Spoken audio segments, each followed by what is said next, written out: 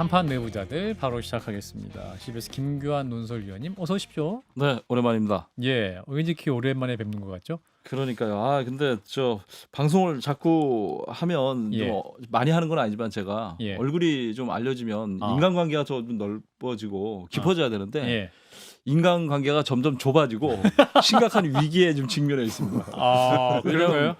전화는 안 받고 아. 만나자 그러면 안 만나려고 그래요. 그래서 아. 왜 그러냐 했더니 너 방송 가서 얘기하려고 그러잖아. 아. 그래서 이 방송을 하면 할수록 인간관계가 좁아지고 있어서 아. 결단을 내릴 때가 온 것 같습니다. 예, 저희들만 만나시면 됩니다. 이거는 뭔가 저기 약간 수당을 올려주셔야 된다는 그런 뜻 아닌가? 알겠습니다. 무언의 압력. 지금 인간관계를 좁히기로 결정하신 것 같아요. 자, 일단 오늘은 민주당 얘기부터 해보겠습니다. 더불어민주당 이재명 대표가 이제 연임에 성공을 했죠. 이재명 체제 2기가 시작이 됐는데 이재명 대표의 현재의 고민은 뭔가요? 코로나죠.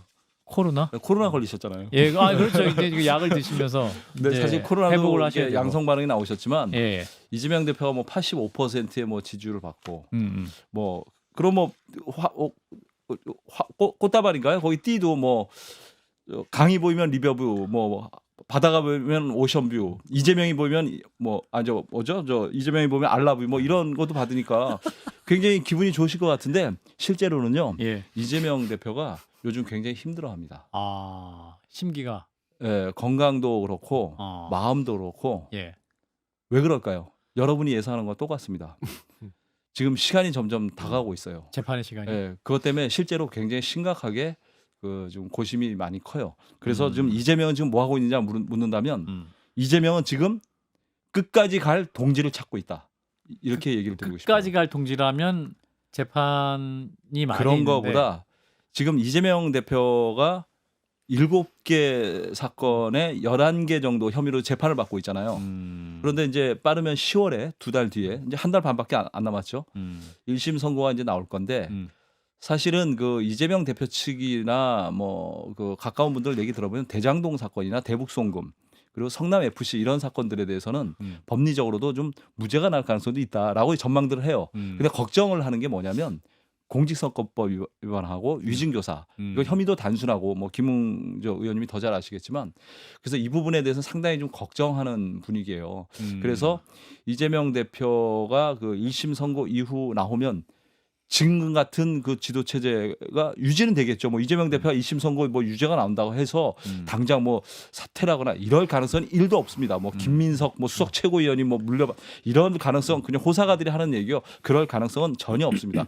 다만 차기 대권 주자로서 2027년 선거에 위협을 받잖아요. 그러니까 그런 거에 대한 준비를 안 하겠어요? 당연히 합니다. 그래서 그런 큰 그림을 그리고 있어요. 그래서 원에 있는 모 인사 누구라고 얘기 안 할게. 자꾸 이게 실명을 얘기해 버리면 곤란해지고 그래서 인간관계도 제가 좁아지고 그래서 안 밝히려고요. 예. 그분을 중심으로 해서 그런 구상을 하고 있어요. 원내 의원 출신입니까? 그렇지는 않아요. 그렇지 의원 않고 출신은 이재명 아니고? 대표를 오랫동안 도와왔던 측근인데 그분이 예. 그 10월 이후에 이재명 27년까지 대권 플랜 이런 그림을 그리고 있어요. 그래서 정성호 의원하고 이재명 대표 최근에 이런 대화를 했대요. 진짜 친명은 몇 명이나 될까? 이런 얘기를 하셨대요. 정성호 의원이랑 예. 형님 동생 진짜 사이니까. 친한 분들이니까 예. 흉금을 터놓고. 근데 몇 명일 것 같아요? 3명? 저는 세 명. 비슷합니다. 비슷한데요. 제가 듣기로는 정성호 의원한테 들었는데 네. 2명밖에 없다. 정확하게 얘기했습니다. 두 야, 명입니다. 정말로. 야, 너무 이건 취재를 하신 거예요. 아. 취재를 하신 거예요. 이거는 맞습니다. 두 이 명밖에 대화도 없다. 맞고 제 얘기도 맞다는 근거 맞아요. 근데 그 진짜 전에 친명은 말씀을 두 드릴게요. 명이다. 지금 민주당 국회의원이 170여 명에 명 정도 되잖아요. 그래서 그랬대요. 진짜 친명은 몇 명일까? 50명밖에 안 될 것 같아. 이랬대요. 누가요? 이 대표가? 이 대표랑 정성호 의원이 정성호. 그런 얘기를 나눈 거예요. 예. 맞죠? 지금 최고위원단을 보면은 그 5분 있지만 엄밀히 봤을 때 친명이라고 할 수 있는 분은 대선 후보 시절에 수행실장이던 한준호 의원밖에 없어요. 김민석 수석 최고위원은 엄밀히 보면 정세균계입니다. 2위 했던 전현희 의원은 친문으로 봐야죠. 그리고 4위했던 김병주 의원은 군 출신이라 무게파입니다. 그리고 5위한 이현주 의원은 당적 사이클리팅 치신 분이잖아요. 예, 이분이. 아, 그렇죠. 예. 그래서 엄밀히 보면 친명이라고 보기가 어려운 아, 거예요. 사이클링 히트. 예, 아, 당적 이탈, 뭐 여러 예, 당을 많이 예. 오갔다는 표현을 이렇게 예. 사이클링. 예, 그러니까요. 보통 사이클리트는 뭐 9회, 8회쯤 가서 쳐야 돼. 이분은 한 4회, 5회쯤에 치신 거잖아요. 예. 그런 거죠. 김도영급이죠. 예, 이런 걸 갖다가 이제 야구 전문 용어로 내추럴 사이클리트라고 그러죠. 예. 아, 이거 알아들으시네. 얘기가 통한다니까. 야구 얘기나 할까요? 그냥 아무튼 다시 돌아가가지고 예, 그래가지고 그래가지고- 진짜 친명은 몇 명이냐? 예, 그래갖고 이런 것 때문에 고심이 많은 거죠. 그러니까 DJ나 노무현은 DJ 정신, 노무현 정신, 가치나 어떤 정신으로 이제 뭉쳐 있는데 친명이라는 부분들은 좀 냉정하게 얘기하면 비즈니스적 관계예요. 정치적 이해 때문에 모여 있는 분들이지 정말 이재명 대표가 위기했다고 유죄 선고가 나서 대권 주자로서의 지위가 흔들 때 나머지 사람이 몇 명이냐? 2명밖에 없다고 합니다. 누굽니까 2명이? 정성호 정성호. 의원하고 김영진 의원이라고 이걸 얘기해요. 야, 예. 두 분은 쓴소리를 예. 했던 분이었는데. 그리고 정성호 의원한테 제가 물어봤어요. 어. 그러면 끝까지 남으실 거예요? 그랬더니 1초도 망설여져 당연하지. 오. 왜냐하면 이분은 이재명 그 대표가 그 성남시장, 경기도지사 이미 연수원 때부터 형님 노릇을 하면서 아무도 이재명을 변방에 있는 정치인 이재명을 돌아보지 않을 때 유일한 후원자가 됐던 분입니다. 그건 더 이상 설명 안 할게요. 예. 김영진 의원도 마찬가지예요. 그래서 김영진 의원한테 제가 물어봤어요. 끝까지 남으실 거예요? 그랬더니 대답을 안 하시고 씩 웃으시더라고요. 그런데 이분의 대화법이 그래요. 그거는 남는다는 뜻입니다. 아. 그렇게 해석하시면 됩니다. 김영진 의원이 저도 잘 아는데 예. 쓴소리를 대놓고 원조 친명이잖아요. 예. 쓴소리를 하는데 예. 또 개인적 관계 의리는 지킬 뿐이에요. 아하. 그래서 만약에 이재명 대표가 뭔가 뭐 안 좋아졌다. 그러면 아유 저분 힘없으니까 난 나가야지. 그런 스타일은 아닙니다. 아하. 그러니까 제가 네. 앞서 2명이라고 한 건 그런 스타일이 아닐 뿐.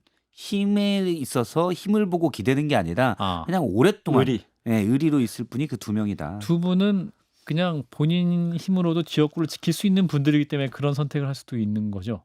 사실은. 그것과는 상관이 없는 것 아, 같아요. 그래요? 그것과는 인간적으로? 물론 이제 정성호 의원 같은 경우는 거기는 정성호 아니면 안 된다. 누가 와도 안 되기 때문에 뭐 정성호 의원이 꽉 쥐고 있다라는 얘기도 있지만 수원 같은 경우 김영진 의원 지역구는 이번에도 위태위태했거든요. 아, 그래요? 그래서 꼭 그런 건 아니어서 근데 오랫동안 같이 해왔기 때문에 그냥 이 사람이 옳고 그르다는 걸 떠나서 그냥 의리로 예. 지키는 그런 게 있는 것 박 같아요. 실장님도 이재명 대표의 끝까지 남을 최후의 2인이라면 그 두 분을 꽂으시는 거 예, 동의하시는 거죠? 예, 그렇죠. 그럼 생각이 같고 취재가 같은 거네요. 예. 예. 아유, 재밌네. 근데 김웅 의원님 왜 세 분이라고 그래요? 너무 한 분은 누구예요? 과대평가했네 내가 생각으로.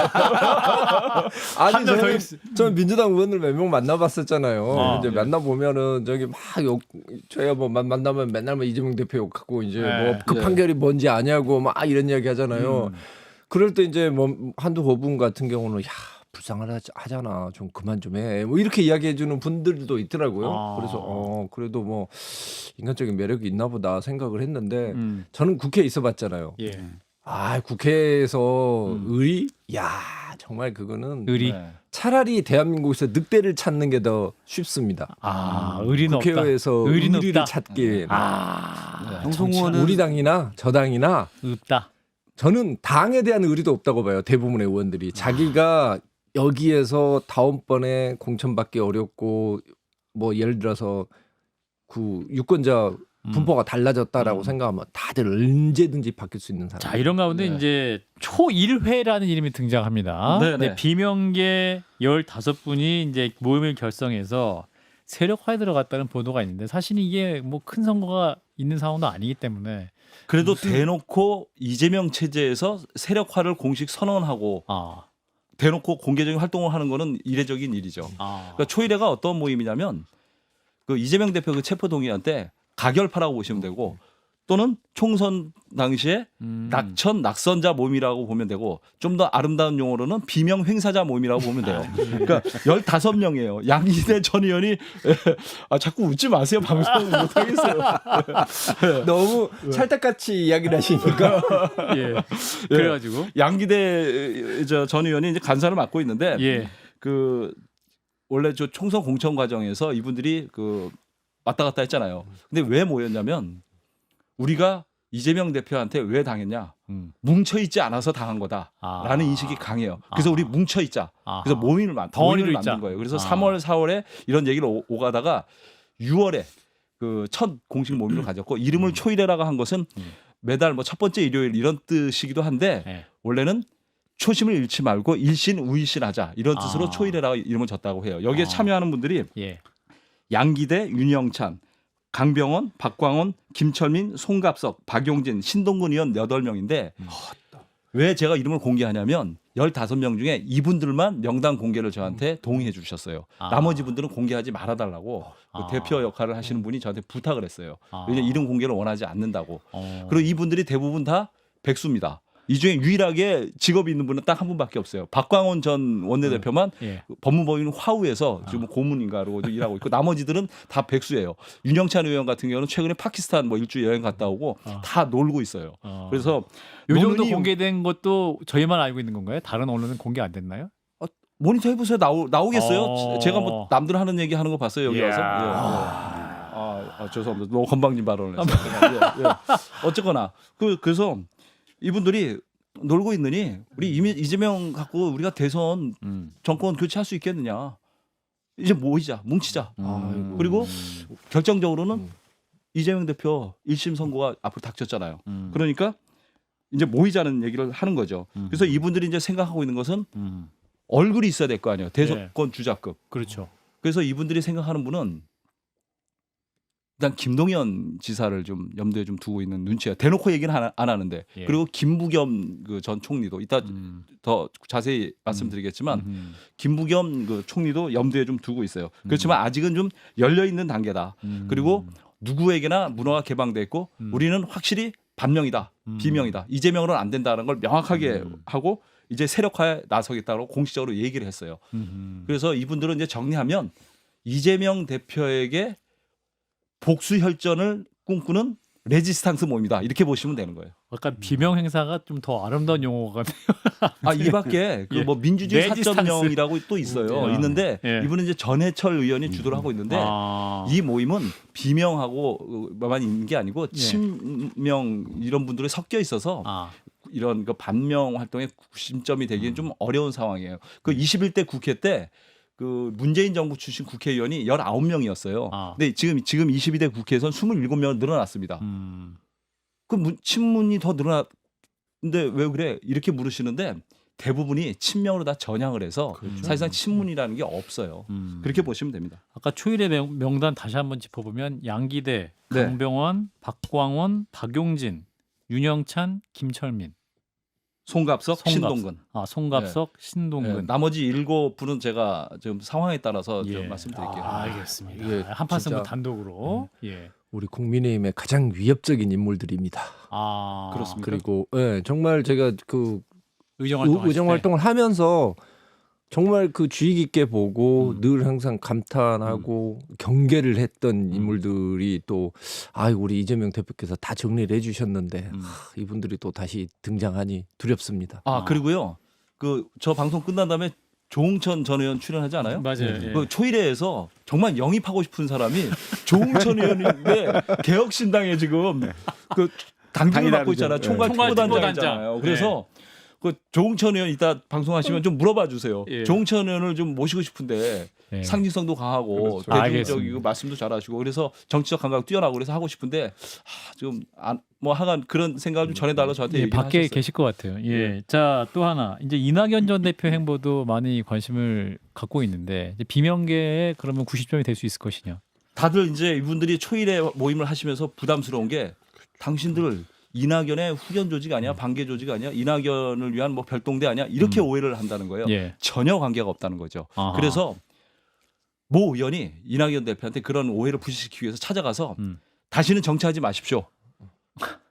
정치 활동 사실상 은퇴해 주십시오라고 요청을 했어요. 초일회 멤버 중에 하나가 누군지 말씀드릴까요? 예. 얘기해도 돼요. 김철민 전 의원입니다.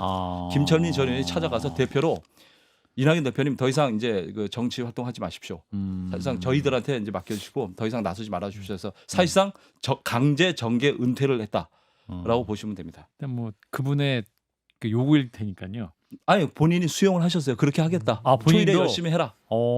정치활동 저희 안 하시겠다. 김철민 동의를 의원은 하셨습니다. 정말 대단한 분이고 그분이 이야기하시는 것은 아는 사람이면 김철민 의원의 말을 상당히 무겁게 받을 겁니다. 그렇군요. 비명계 내에서도 이낙연 전 총리에 대한 인식이 별로 좋지가 않아요. 그러니까 예를 들어서 뭐 그런 거죠. 탈당을 할 때도 뭔가 이재명 대표에게 요구하고 세력을 규합해서 뭔가 얘기하고 그럴 줄 알았는데 없이 그냥 나가더라. 뭐가 있을 줄 알았는데 주변에서 보니까 아무것도 없더라. 이런 부분에 실망한 사람이 되게 많고요. 그리고 새로운 미래 이제 개혁신당과 얘기했던 새로운 미래 할 때도 그때 뭔가 세력을 만들고 이런 것들이 있을 줄 알았는데 없더라. 그러니까 누군가 만들어서 독립 그거를 좀 바란다는 해서 새로운 미래 쪽에서도 예전에 그랬었고 민주당 내에서도 그런 부분에 대한 비판이 있었어요. 그러니까 구심점 역할을 본인이 좀 주도해서 해야 되는데 그런 게 없고 만들어주기를 원했다는 게 좀 있었습니다. 자, 김부겸 전 총리 김부겸 전 총리 아침에 뭐 기사가 좀 났어요. 정치 활동 재개. 활동을 한다. 그래서 제가 바로 통화를 했죠. 그랬더니 오늘 아침 대놓고 정치 활동 시작한다고 얘기하더라고요. 그래요, 형님? 죄송합니다. 예. 그래서 내가 그래서 진짜야 이번에? 아니 맨날 빙빙 돌려서 얘기하는데 이번엔 진짜 정치 활동 한다. 진짜 한다. 네. 더 이상 자기가 비겁하게 뒤로 물러나 있을 수가 없는 상황이다. 국가 원로로서 역할을 해달라는 요청이 있어서 나 나온다. 윤석열 정부에 대한 비판은 물론이고 이재명 대표 체제에 대해서 이제 쓴소리를 마다하지 않겠다. 이렇게 얘기를 해요. 그리고 9월에 광화문에 사무실도 계약을 해서 곧 낸다고 해요. 그래서 왜 여의도로 안 가고 광화문에 오셔? 그랬더니 돈이 없어서 광화문에 사무실 낸다고 그러시면서 너무 구체적인 정보야. 예. 그러면서 앞으로 방송 인터뷰도 열심히 하겠다. 김현정의 뉴스 다음 주에 나온다 하더라고요. 예. 그래서 우리 한판 승부에도 나오시라고 그랬어요. 우리 한판 승부에 나오시라고. 약간 지금 저 초일의 멤버들하고도 예. 최근에 많이 만났대요. 초일의 멤버들하고 정치 재개하신다는 건 차기 대권에 뜻이 있다는 의미 아닙니까? 100% 나오죠. 그거 염두에 안 두고 이분이 뭐 저 소일하려고 저 광화문에 사무실 냈어요. 돈도 없으신 분이. 예. 제가 2년 전에 우리 당에서 공식적으로 이야기했던 게 야 이러다 민주당에서 김부겸 나오면 어떡할 거냐. 우리는 다 가장 무서운 주자입니까? 어떻게 이기냐 우리가. 근데 이재명의 힘을 믿어봐야죠. 하여간 이제 이재명 대표 1심 선고 앞두고 막 이제부터 이재명 대표의 경쟁자라고 할 수 있나요? 뭐 잠룡들, 뭐 김경수 전 지사 포함해서 뭐 본격적으로 이제 몸풀기를 시작했다 이렇게 보시면 될 것 같습니다. 짧게 김경수 전 지사 관련 동향은 취재된 게 있으신가요? 하셔야죠, 이제. 저기 인터뷰 같은 거 좀 요청을 많이 들어가는 모양인데 안 하겠다고 하고 있고요. 아까 뭐 좀 정치 상황을 좀 보는데 사실 이 다른 김경수 지사 얘기를 하면 좀 얘기가 길어질 것 같은데 이 부분을 너무 과대평가하는 것 같아요 언론들이. 이 부분은 누구 앞에 나가서 뭐 정치에 깃발을 꽂고 뭘 하고 그럴 분이 아니에요. 그런 스타일도 아니고. 한 번도 그런 삶을 살아본 적이 없어요. 그냥 능력 있는 비서, 참모 정도죠. 무슨 이분이 친문의 구심점이 되고 반 이재명 전선의 구심점이 될 그런 건 다만 마중물이 돼서 이분이 중심축이 돼서 다른 분들의 어떤 마당을 열어주는 역할을 하겠죠. 김경수 지사는 제 판단은 내가 좀 평론가는 아니지만 이분이 무슨 반 이재명 전선의 구심점이 돼서 깃발 꽂고 나를 따르라 할 분은 전혀 아닙니다. 너무 과대평가하시는 거예요. 오케이. 자, 한동훈 체제 한 달. 자, 국민의힘 당 내부 평가는 어떻습니까? 일단 오는 일요일 있을 여야 대표 회담이 수년됐습니다. 시간이 없어가지고 이제 마음이 또 급해지는데. 한 5분 남았어요. 괜찮아요. 딴 얘기를 자꾸 하셔가지고.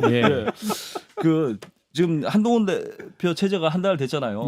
친윤계들의 생각이 중요하잖아요. 한 달 겪어보니까 별거 없네. 맞아. 뭐 이런 분위기예요. 한 방이 없어. 간보기 정치만 계속하잖아. 뭐 이런 분위기예요. 그러니까 예를 들면 이런 거죠. 최산병 삼자 추천 특검법은 좀 어정쩡하고 김경수 복권 문제도 뭐 측근을 통해서 쭉 얘기한 다음에 대통령의 인사권자라고 뒤로 싹 빠져버리고 또 뭡니까?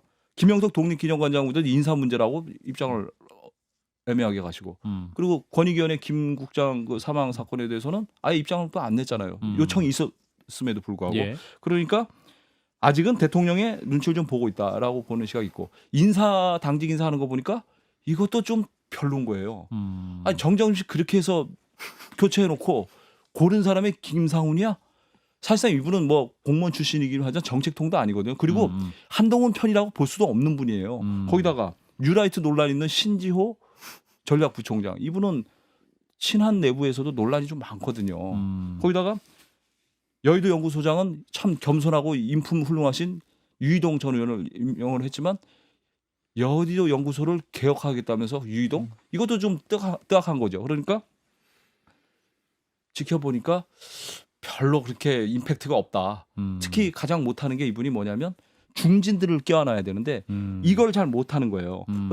고문단 모임하고 고문단하고 점심 하셨잖아요. 그때 뭐라고 했어요? 한다르카 대달라면서 중진들이 머리 말고 가슴으로 하는 정치를 보여달라고 얘기했잖아요. 그렇죠. 그런 게 부족하다는 거. 단적인 예가 이런 겁니다. 최근 여의도에서 화제가 된 게 뭐냐면 한동훈 대표한테 여러 소속 의원들이 나름대로 조언을 하고 텔레그램으로 문자 이런 걸 벌써 들으신 내용이네. 문자를 이렇게 보낸대요. 그러면 한결같이 딱 두 가지 버전으로 답장이 온답니다. 답장 첫 번째 알겠습니다. 두 번째 감사합니다. 딱 두 가지만 온다는 거예요. 근데 예정된 중진들이나 의원들이 문자를 이렇게 보내면 아니 박재홍 앵커님과 저하고 뭐 저에 대해서 방송에 대해서 뭐 조언을 했는데 내가 감사합니다. 알겠습니다. 감사합니다. 이모티콘도 하나 평소에 잘 안 쓰시는데 검사님들이 원래 이모티콘을 잘 안 쓰시나요? 캐리따봉 뜻이 쓰시는 분도 있고. 그러니까요. 검사님들이 많이 다 그러시지는 쓰시는데. 않는데 김웅 검사님도 저한테 형님 만수무강 하시옵소서 그러면서 기본 이마에 글을 딱 보내더라고요. 주로 문자 공개 전문이시구나. 근데 왜 자꾸 그 공개하시는 것이요? 근데 2분 남았어요. 굉장히 이제 건조하게 답장을 보내니까 사람 냄새가 안 나. 서운한 거죠. 근데 꼭 모든 분들한테 이렇게는 안 하시겠죠. 한동훈 대표가 그렇죠. 이렇게는 안 하시는데 어쨌거나 이제 이런 것들이 좀 서운하다는 거고 특히 이제 최상병 특검 문제에 대해서는 지금 사실 어떻게 생각하면 정치적 오판이라는 평가를 받을 정도로 지금 발목을 잡혀 있잖아요. 근데 한동훈 대표는 그 최상병 그 특검 문제에 대해서는 피해가지 않을 것이다라고 얘기하는 측근들이 많아요. 제가 장동혁 의원하고 최근에 좀 얘기할 기회가 있었는데 그 장동혁 의원도 최상병 그 3자 특검법에서 부정적입니다. 그래서 좀 우려를 많이 얘기하면 한동훈 대표가 단호하게 얘기를 한대요. 이거는 꼭 짚고 넘어가야 되고 피해갈 문제가 아니다. 뭉개지 않을 것이다. 박정훈 저 의원도 아침에 김현정 뉴스 나와서 그럴 일 없다 그러는데 아마 한동훈 대표가 이 문제를 피해가지는 않을 것 같아요. 여야 대표회담에서도 이 문제를 거론할 예정이었다고 하더라고요. 근데 그 이제 한동훈 대표 좀 아쉬운 게 뭐냐면 항상 제가 얘기하지만 대통령하고 좀 풀어야 돼요. 그러니까 예를 들면 이런 거죠. 7월 23일 날 전당대회 끝나고 나서 7월 24일 날 다 모여서 식사를 했잖아요. 그럼 당직 개편해서 이제 당 지도부가 만들어졌으면 여야 대표회담 하기 전에 당 지도부하고 대통령이 오찬이나 만찬을 하는 게 정상입니다. 그걸 먼저 하고 여야 대표회담을 해야 돼요. 그래야 모양새가 좋은데 대통령이 거부했는지 뭐 한동훈 대표가 꺼리는 건지 몰라도 이게 성사되지 않고 가는 거에 대해서도 대통령실에서는 좀 기분 좋지 않게 보고 있어요. 다음 주 29, 30일 날 국민의힘 의원들과 그 1박 2일 연찬회가 있거든요. 네. 당대표가 함께하는. 그때 대통령이 깜짝 방문할 수 있을까요? 참석은 거의 한다고 봐야죠. 연찬에 참석 안 한 적이 없어요. 예. 참석한다고 봐야죠. 예. 그리고 자, 무엇보다도 예. 한동훈 대표는 자꾸 여러분들이 얘기하시는데 여사하고 님하고 빨리 풀어야 됩니다. 공적 사적 관계 계속 반복하시면서 언제까지 영부인도 공적 지위거든요. 그렇게 하실 상황은 아니고 일단 뭐 한동훈 여기까지. 대표가 결국은 시간이 다 해결해 줄 겁니다. 지금은 좀 서툴긴 하지만 결국은 다 안정화될 것이고 권력의 여기까지. 중심이 한동훈 대표에게 모일 거예요. 예. 네. CBS 김교환 논설위원이었습니다. 고맙습니다.